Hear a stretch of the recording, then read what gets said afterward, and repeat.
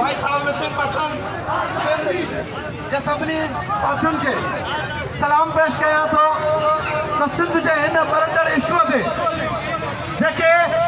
क़ौमी कारकुन पंहिंजी धरती जी खुशहाली उनजी तरक़ी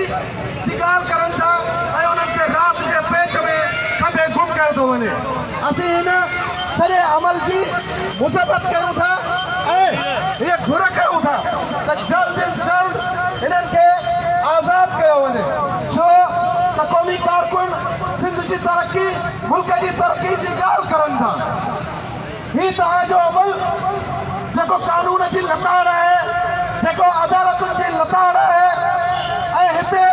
हथियारबंदनि जी बालादस्ती जी ॻाल्हि करे थो, हिन निज़ाम जी हिन सिस्टम जी असीं निदा कयूं था। असीं इहा घुर कयूं था त शागिर्द वकील क़ौमी कारकुन सभिनी खे फौरी तौर ते आज़ाद कयो वञे, न त हिन खंभे गुम कयल क़ौमी कारकुननि जी फैमिलियुनि विक्टिम फैमिलियुनि सां सिंध यूनाइटेड पार्टी सरापा एहतिजाज हूंदी, उन्हनि सां गॾु हूंदी ऐं असां हर क़दम हू लावारिस न आहिनि सिंध जो ही बाशऊर अवाम, सिंध जा ही क़ौमी कारकुन जेके गैरतमंद अॼु बि गोरा कब्रिस्तान खां वठी गवर्नर हाउस जी केयर ते पहुता आहिनि, ही ऐलान पिया करनि त जेकॾहिं तव्हां हिन क़ौमी कारकुननि खे, पुरअमन कारकुननि खे, सियासी कारकुननि खे,